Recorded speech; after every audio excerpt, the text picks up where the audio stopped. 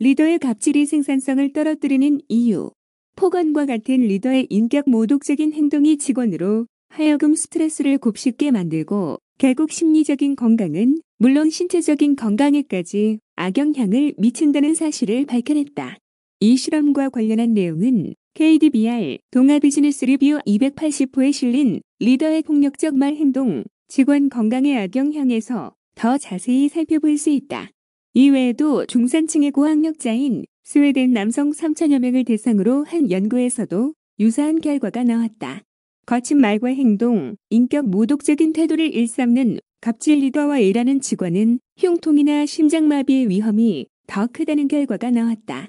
이처럼 전문가들의 여러 연구 결과에 따르면 직장에서 두려움, 증오심, 분노 등의 부정적인 감정을 경험하는 사람일수록 건강이 나빠질 가능성이 크다.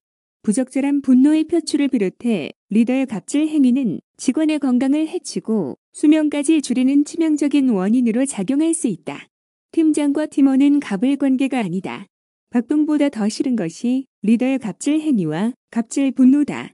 제 아무리 똑똑하고 업무 능력이 뛰어난 리더라도 직원을 대할 때 인격적인 모욕감을 주고 자존감을 무너뜨리는 말과 행동을 서슴지 않는다면 그와 함께 일하기를 바라는 사람은 없을 것이다.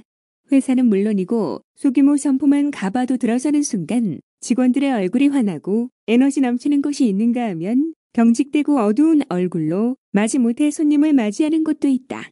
유심히 관찰해보면 직원들을 리드하는 관리자나 사장의 태도가 직원들의 분위기를 크게 좌우한다는 것을 알 수 있다.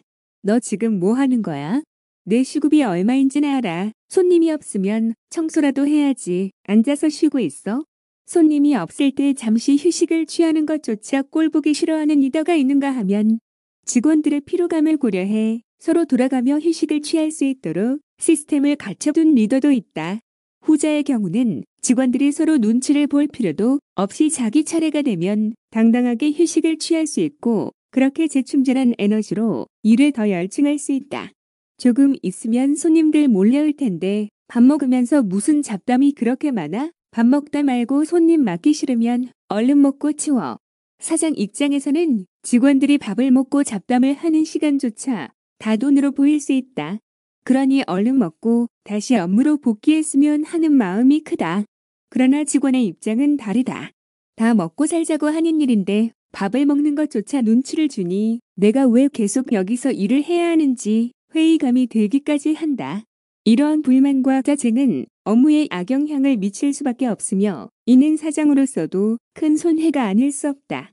트랜지스터의 개발자이자 노벨 물리학상 수상자인 윌리엄 브래드퍼드 쇼클리는 미국에서 최악의 CEO로 평가받는 인물이다.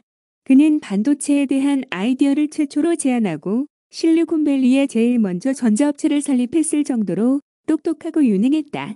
하지만 결국 그는 사업가로서는 실패한 삶을 살고 만다. 자신의 회사를 성장시키기 위해 당시 최고의 능력을 갖춘 인재들을 영입했지만 회사 운영은 실패였다.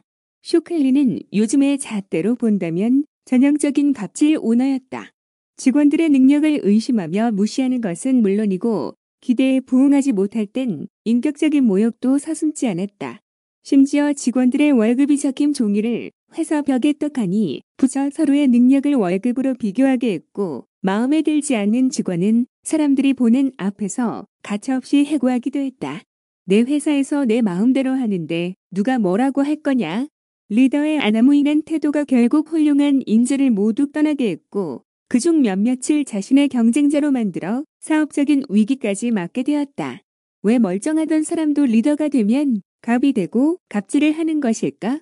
다양한 이유가 있겠지만 무엇보다 업무적인 직위를 인간관계의 시기로 착각하는 탓이 크다. 리더의 흔한 착각 가운데 하나가 조직에서 자기가 상대보다 윗사람, 더 나은 사람이라고 생각하는 것이다. 실제로 많은 리더가 부하 직원을 마치 자신보다 신분이 낮은 아랫사람처럼 대한다. 업무 지시를 할 때도 권위적이고 고압적인 태도를 유지하고 퇴근 후 등 업무 외적인 상황에서도 어깨에 잔뜩 힘이 들어가 있다.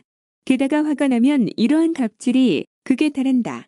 자신보다 직급이 높은 사람에게는 화를 참거나 최대한 예의를 갖춰 표현하지만 부하 직원에게는 상대가 상처를 받든 말든 크게 고려하지 않는다. 심지어 개중에는 막말이나 욕을 하면서 상대의 인격과 존엄성을 무참히 짓밟고 물리적인 폭력까지 가해 몸과 마음을 동시에 상처 입히는 이들도 있다. 나보다 못한 아랫사람이니 당연히 그래도 된다고 생각하는 것이다. 엄격히 따지자면 리더는 윗사람이 아니다.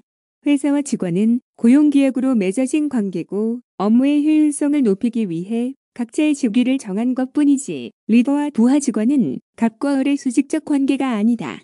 조직 내에서 편의상 직위와 직급으로 구분된 동료이며 조직의 목표 달성을 위해 서로 협력해야 하는 관계이다. 실제로 세계적으로 인정받는 혁신 기업 중에는 조직 내 서열과 직급을 파괴하고 수평적인 문화를 정착시키기 위해 노력하는 사례가 늘고 있다. 그 대표적인 예가 호칭 파괴이다. 팀장, 부장, 과장이라는 직급 대신 님이라며 상대의 이름을 부르거나 프로, 매니저 등 업무와 관련된 호칭으로 부르는 것이다. 사실 이러한 형식보다 중요한 것이 바로 인식의 변화이다. 조직 내 구성원들이 직급에 상관없이 서로를 동등한 인격체로 보며 명령과 지시가 아닌 협력과 협조의 개념으로 업무를 받아들여야 한다. 위기적 조직에서 발생하는 각종 문제의 원인은 직급 구조 자체가 아니라 직급에 따라 개인의 가치가 달라진다고 착각하는 사람과 문화에 있다. 월트 디즈니 애니메이션 스튜디오의 회장인 에드윈 캠머리 한 이 말은 직급이 있고 없고의 문제가 아니라 직급이 높다고 해서 자신이 상대보다 높고 우월한 사람이라 착각하는 사람들이 문제라는 의미이다. 따라서 서열과 직급을 없앤 호칭 파괴와 수평적인 업무 혁신도 중요하지만 그 무엇보다 시급한 것은 사람 위에 사람 없고 사람 아래 사람 없는 모두가 동등한 인격체라는 것을 인정하는 인식과 문화의 확산이다.